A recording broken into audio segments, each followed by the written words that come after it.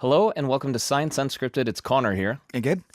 We have emails, and I have gone through all of them and chosen 3 in particular that all say almost exactly the same thing about our last episode. And specifically, it was about this study out of Italy, out of Bologna, Pia Campigiani, looking at whether students rated professors differently if they were male or female. And the answer is yes, unfortunately, they do. Significantly. Yes, men get better ratings than women. Same lecture, same material, better ratings for men, worse ratings for women. In these 3 different emails, they're each talking about kind of how we set up that segment or how we tried to recreate it. So Pia's study was in Italian. That's very problematic for a show like this one that's in English. Yeah. And so what she did is she delivered me this lecture that they used In Italian. And then you had it translated. Yeah, it was on glory, the philosophical idea of glory. Very kind of dry stuff. And then I had 2 DW colleagues voice it to represent the female lecturer and the male lecturer. And pretty much everyone said how blown away they were by the male lecturer. And specifically, more importantly, this is one email from Jenny. I preferred the professor with the British accent.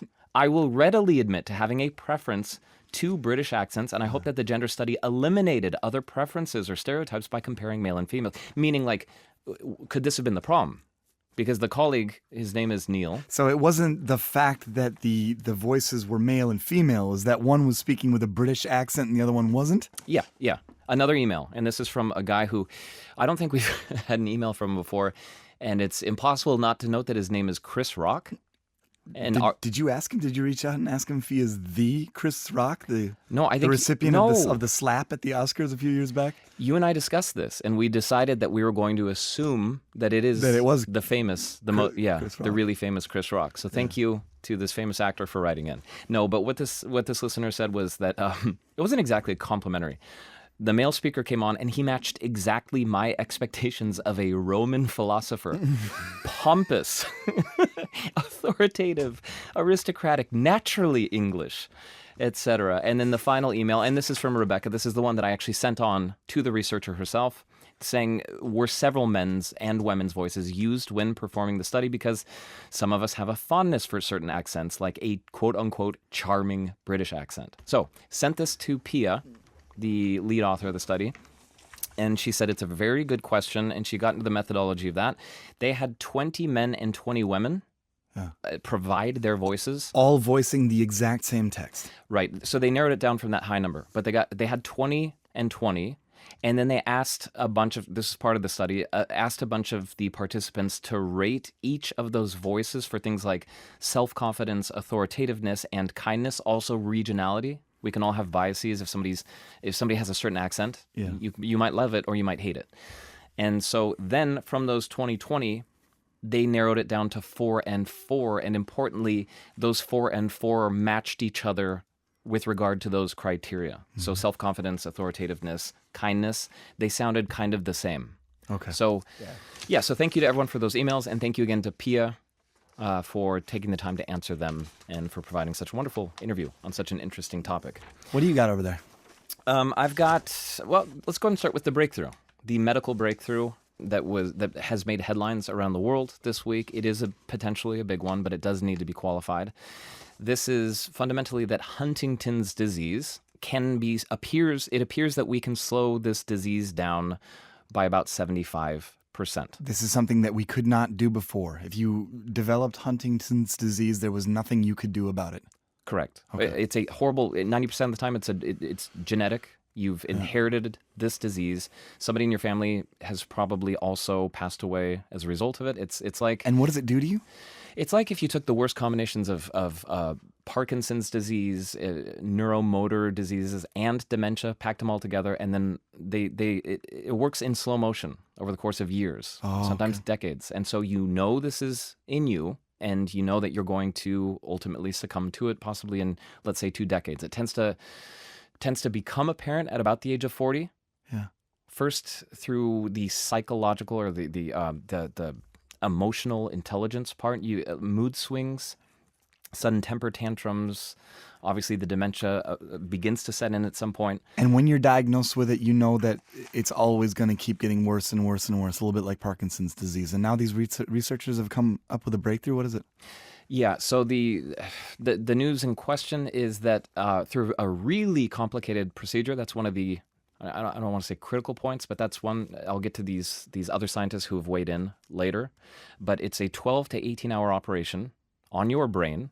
And what they're effectively doing is injecting genetically edited materials into your brain to stop or slow what's happening. So again, they're slowing it down. And to get totally technical about this, effectively you have DNA within your cells, and the DNA is like the instructions, but the instructions need to be taken somewhere so that your cell can create something. Yeah. And that messenger RNA is what does it, and accidentally creates toxic junk. It's creating something that's not only useful, it's harmful.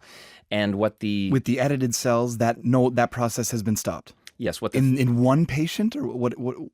It hasn't been stopped. It's been slowed. What they do is they take that messenger RNA and block it. So it's kind of like if I'm telling you, Gabe, go over there and make something, and it turns out what you're going to make is toxic junk. This intercepts you and blocks you. Like, no, you're not going over there. Okay. And that's kind of the whole mechanism. Just stop that message from going over there so that the junk doesn't get created. Okay. They've done this. They started off, the number that's being thrown around was 29 people involved in this study. Only 17 got the high dosage. The other group who got the low dosage didn't have an effect. Mm-hmm. And that's kind of fine for this study because they're like, well, we want to figure out, is the high dosage safe? And it appears to be safe. 12 of those they followed for 3 years, and they've seen this 75% slowing, which, again, really big deal, because let's say if I find out today at roughly the age of 40 that I have this disease, and it would take 15 years for it to progress to being fatal. Yeah. Well, now it would take 60. And based on that dosage, they know that it will have that effect already? Based on looking at them for a short span of time, they know, based on that degree or extent of damage or degeneration, that it will work? That appears to be the case. I say appears because what we're working with here is the press release from a private company, biotech company, based in the Netherlands, in Amsterdam, and which is different than having a research paper that has been peer-reviewed. Yeah. Hence, I waited until a bunch of researchers, independent from around the world, had chimed in on this. I'll just quote them very quickly. One, Professor Roger Barker, University of Cambridge, said, great news, but it does involve injecting something directly into the brain. So that will take time to adopt this across neurologic centers. That's a big ask. That's a lot of procedures. Professor Christopher Shaw, King's College London, says if it is safe in the long term and affordable, then it could prevent people carrying the Huntington's gene mutation from developing symptoms. Breakthrough opens the door to using viral vectors to treat other developmental and degenerative brain diseases. So that's actually possibly even bigger than this finding itself. And the last one I'll say is that according to Professor Zosia Midzebrodska, she is a clinical director at the University of Aberdeen, professor of medical genetics. She said it really highlights early days. Very, very early days. We'll see, but very exciting. Best results we've seen at this point. But again, please provide the data. Show us the data. Show us what you're working with. Yeah. But exciting. Again, another instance of gene editing or engineered cells and what it's going to do for human health. I was at my diabetes doctor this week, and I mentioned just in passing while I was there, did you hear about the experiment up in Sweden that we spoke about, I think, a couple of times now? Oh, yeah. And he said within 5 years, we're not going to need insulin anymore. Like that this CRISPR discovery, gene editing of cells. Wow. Yeah. Huntington's disease. Can you imagine getting this diagnosis and knowing the end is coming? It's possible. And again, eventually, and now? And identified. It's just incomprehensible what that means for the people afflicted. Yeah. I think 1993, I would have to go back and check my notes, but 1993 was the first time that the genetic properties of the disease were fully understood. And from there to now, potentially, through a complicated, expensive, somewhat dangerous procedure in two very specific parts of the human brain, and whose long-term consequences we don't yet understand. But obviously, for a fatal disease of this kind, some risks are absolutely worth the reward. A little bit more health information here out of Tufts University, the School of Dental Medicine. They did a survey and they found out that young adults in the U.S. between 18 and 35, a third of them skip going to the dentist every year. A third. Yeah. And does that amaze you? No, because what do we associate dentistry with? Money, because even here in Germany, it's not funded or it's not covered by health insurance in the same way. And pain. Terrible, not like the highest level, not a 10 out of 10, but just electric shocks of pain. So are you one of these 1/3, or do you, yes, you don't go to the dentist every year? Not every year. Okay. No, I try. I do my best, but it's. Then just allow me a public service announcement here to the world, and I totally agree with the doctors at the Tufts School of Dental Medicine. They're saying this is extremely troubling, that so many young kids are skipping the dentist because I for one. There was a point in my life when I didn't go to the dentist for like 5, maybe 10 years. All right. And I'm paying the price now. I have periodontal disease. The reason why I have that is that I didn't go to the dentist. And now I have to go to the dentist twice a year and get a deep clean, which means 8 shots of Novocaine in my mouth over a 2-day process. It hurts really bad because if I don't do that, I might lose my teeth. That'd be yeah. You don't want to lose those chompers. Yeah, periodontal disease is the number one reason, the number one cause of tooth loss around the world. I mean, I don't want to make this too much. That's the message though from this report or from Tufts that they is that what they're saying? Just go. That I went with it. I took it and went with it my own direction because it's close to my heart that I want to tell people to go to the dentist because I didn't go to the dentist over that period of time. If I had gone, maybe I would have noticed, or maybe a doctor would have noticed. Would this information have made you go? What would have? I guess that's my question for you. What would have actually made you go? Maybe hearing someone like me saying that if you don't go to the dentist, this could happen because you don't notice tooth decay. You don't notice it normally until it's too late. Even a cavity, you don't notice you have it until it's too late. And there are the signs that a dentist could see, you don't see. Right? Go to the dentist. That's brought to you by Gabriel Borud and Tufts University. After what? A third of Americans. 32% of people between the age of 18 and 35 don't go to the dentist. One of the reasons that they don't go to the dentist, although like you said, was that some of them can't afford the copay. It's an insurance issue. Thing. Yeah. Last little thing here, Gabe, you talked last week a bit about political violence. In that case, it was the UC Davis and the connection between people who supported or agreed with phobic statements, transphobic statements, xenophobic, racist, sexist. Yeah, they had 7 different kinds of what they referred to as allophobia. And like you said, those are ideological or psychological states of mind that you are against certain minority groups. It's more likely if you support those kinds of statements that you would also support acts of political violence. You would condone them. Right.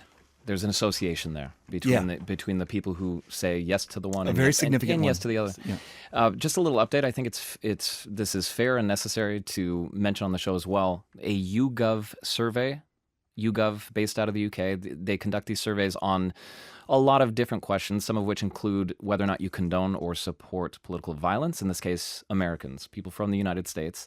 And this was done immediately in the aftermath of the assassination of Charlie Kirk, a right-wing political activist. And what they're asking effectively was who supports this, which age groups, which demographics, and a very clear picture emerged from those surveys. And I'll just get to the details. The group that supports it the most are people between the ages of 18 to 29 and to a lesser extent 30 to 44, so younger. The younger you go, the more likely that person is to support an act of political violence in some situations. And then also in the data very clearly, in terms of political ideology, more likely to be very liberal. In that case, 25% of the people who identified or who checked the box, yes, I'm very liberal, said yes, violence can be sometimes justified. To give you a kind of a counterexample of that, if somebody said they were conservative, that number drops down to 6, and very conservative, even lower. I'm not seeing what that number is here. And so that's a stark difference. And what YouGov itself has made clear to say, just to give this a little context, is they conduct these studies all the time. They've been doing them for years to kind of check in. It's like a barometer for where people are. And that those numbers will shift rather dramatically depending on who's in power and what has just happened. And so that these numbers had shifted previously when there were politically motivated attacks on Democratic politicians, whereas in the immediate aftermath of an attack on a conservative political commentator or right-wing political commentator, that this is where the pendulum has swung at this point. But it's, I think, important to say that is what the data shows right now. And that's straight up quantitative data on who is that person. The study out of UC Davis that we talked about last week was more of a what's going on in the heads, or what kind of psychological, again, state of mind is leading to that. And one thing that I definitely wanted to say, I touched on this very briefly last week, is that these statements, these transphobic, homo-negative, racist, xenophobic statements are very deep-seated. And the researchers said that they are resistant to change, but they did say that there was one way, according to the research. Again, they've been doing years and years of studies on this. And one thing that they found a couple of years ago was for people who believed that civil war was necessary for the United States right now, that civil war had to bring about, or was one very justified way to bring about change. One way that they found those people could change their minds, these deep-seated beliefs, was if somebody within their family addressed them and more or less tried to change their mind. It was the only way that it actually worked.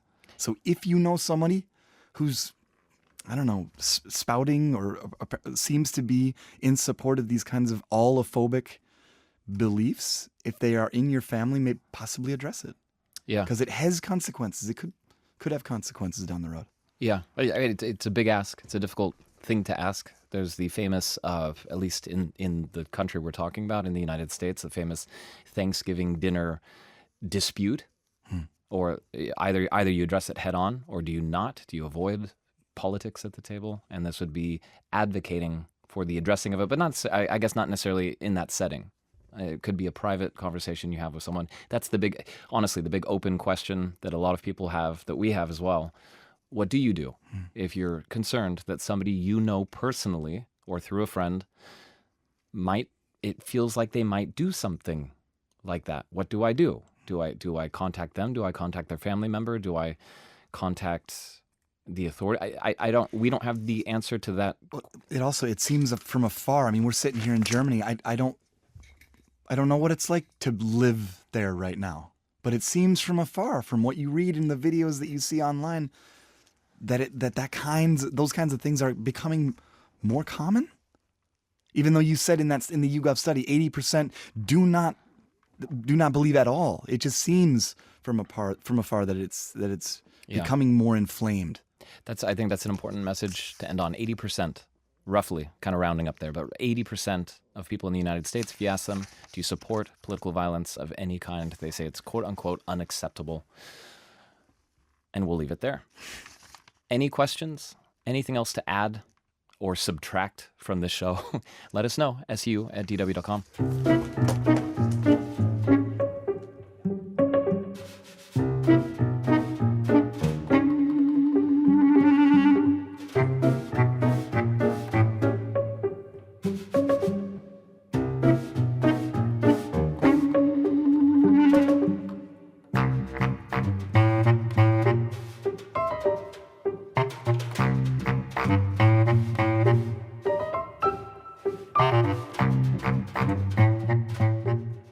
And we are joined in studio, Gabe and I, by our DW colleague, Carla Bleiker. First of all, Carla, thanks for coming in today. Sure thing. Hi, Carla.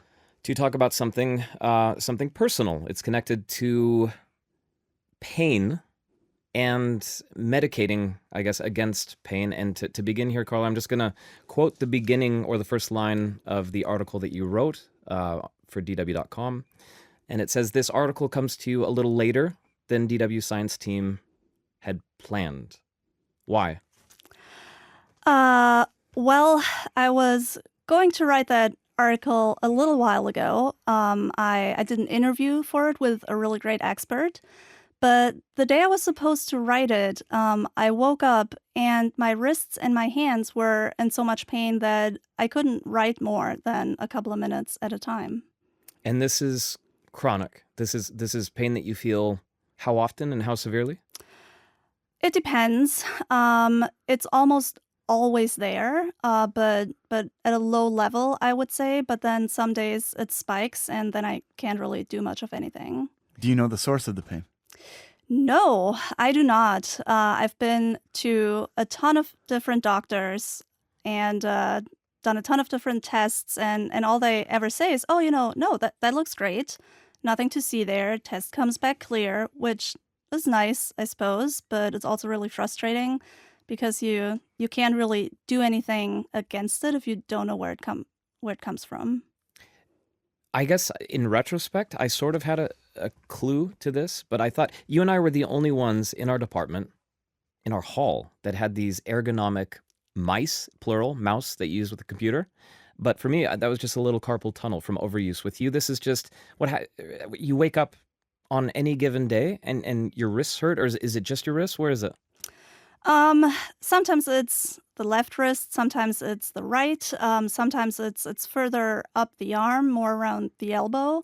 And now I would say most days it's just slight discomfort. But it used to be where most days it was pretty painful. So you've gone to various doctors. I think even had an MRI done on your arms. None of this is working until one of your doctors said something pretty unexpected, had a different idea or a different way of dealing with this. That's right.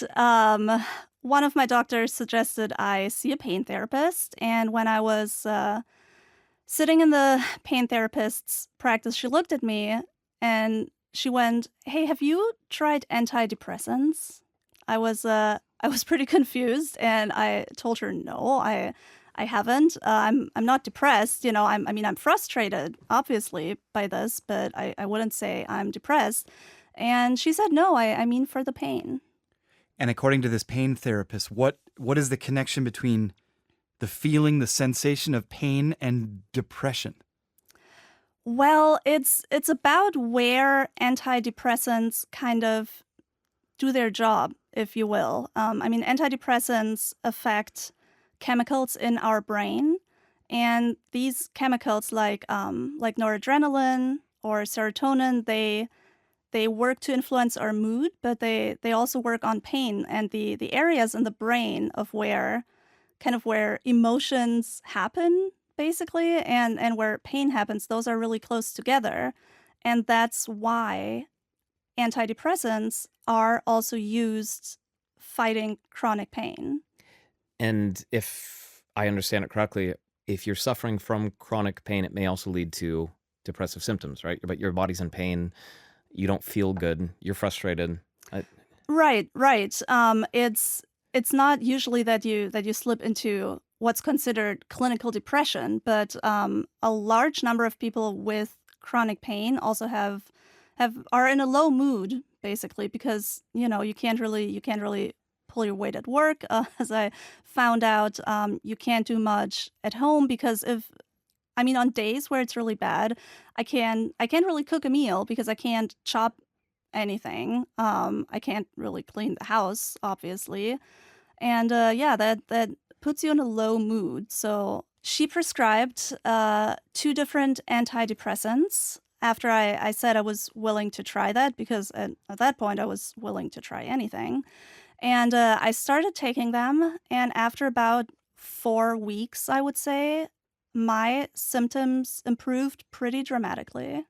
2 things to say, I feel at this point, that need to be said. One, obviously we wouldn't be talking to you if this was just some very esoteric or whack doctor doing something that had never really been done before, and here we're broadcasting it. We're not doing that because this has been tried and tested to the point that there are meta-studies on the other studies. And as you put it in your article, the results of the meta-study examining what we can say about antidepressants against chronic pain, that it's sobering is the word you used. That's right.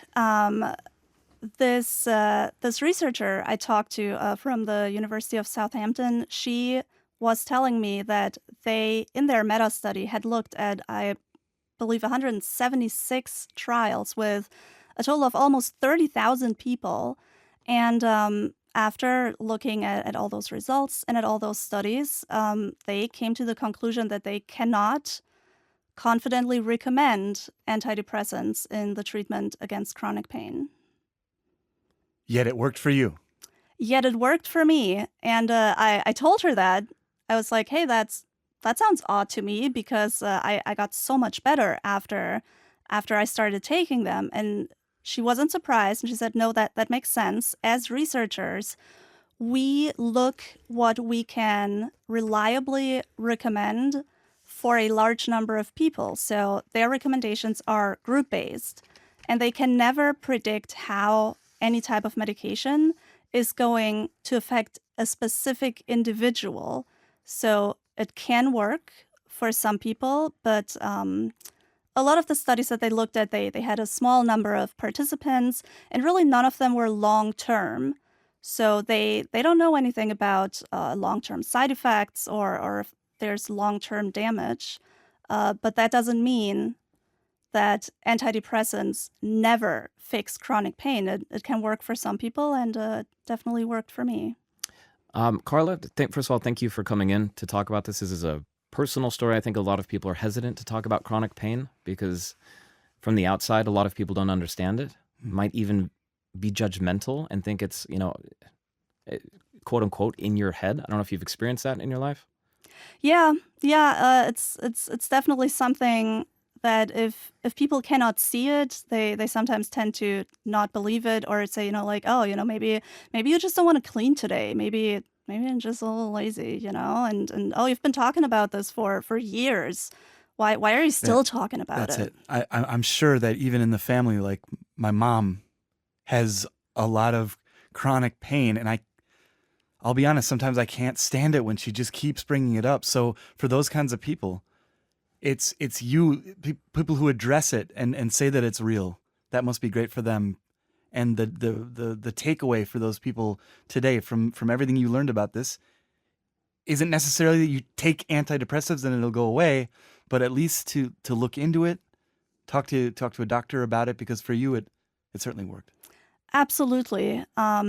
It can work. It may not, and there are of course possible side effects, and I've been very lucky that I haven't really experienced any, except for a little sleepiness, which actually worked great for me, because one of the issues I had was that I couldn't really sleep well anymore. So I was very happy about that side effect. But yeah, look into it, talk to your doctor, and you can try it. And if it doesn't work, then it doesn't work. But if it does work, then you're in less pain, which was a game changer for me. If anyone listening right now has anything to say on this, let us know at su@dw.com. If you'd like to learn more, the article is available at dw.com. It's Why I Tried Antidepressants to Treat My Chronic Pain by Carla Bleiker. There's a link to the meta-study if you really want to get in-depth into what they can say and cannot say. But again, Carla, thanks for coming in today. Thank you, Carla. Thank you so much.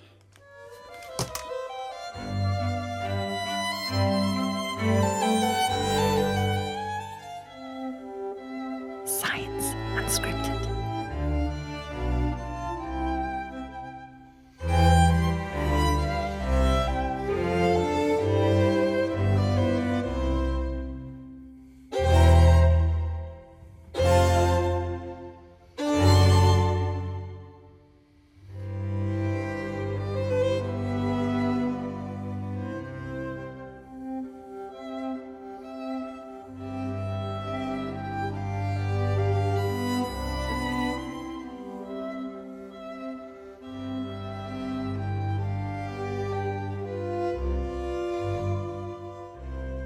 DW, made for minds.